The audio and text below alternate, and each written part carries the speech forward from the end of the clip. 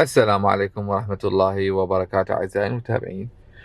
نزلت فيديو على إضافة الكار بلاي داش كام هاي الشاشة، لأن أنا عندي شاشة أصلية بها كل تحكمات التبريد وما إلى ذلك. تلاحظ هنا عندي التبريد والمقاعد كلها بالشاشة، فمن الصعب أجد شاشة ملائمة إلها وترجع تشغل كل شي بسلاسة.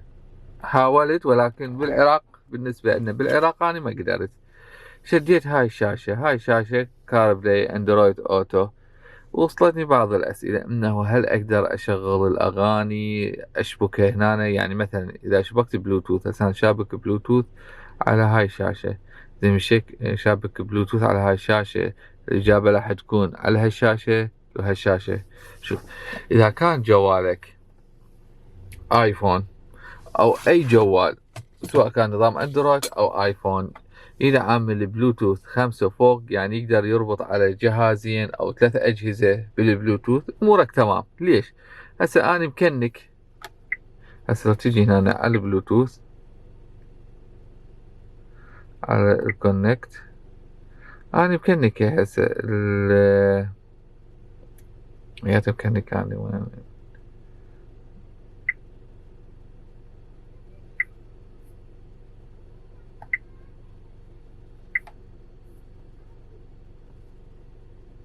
كنك بلوتوث، كنك حياتي محمد العامري.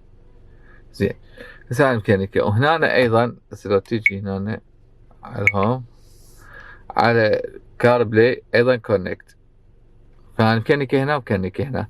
ايش راح يكون عندك؟ حيكون عندك كالتالي: اذا اجي اني يصير عندي مكالمة او ارد من التلسكون او من الستيرن او من الشاشة، راح يرد عندي من السيارة.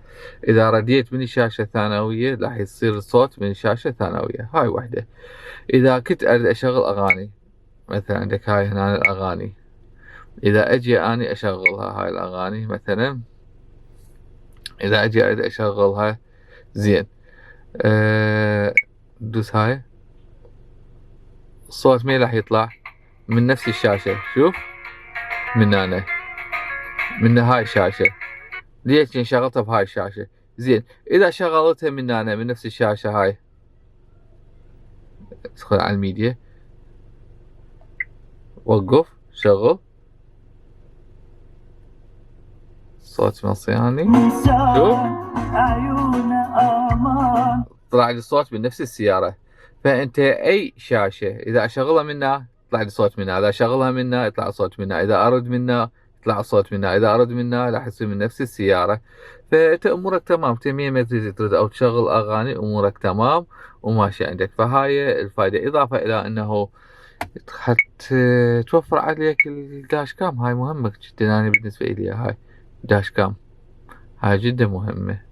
وكان هذا مجرد فيديو اطلاع انه كيفية التحكم بالشاشتين.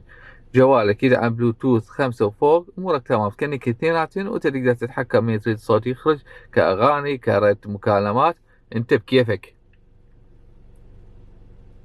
والسلام عليكم ورحمة الله وبركاته.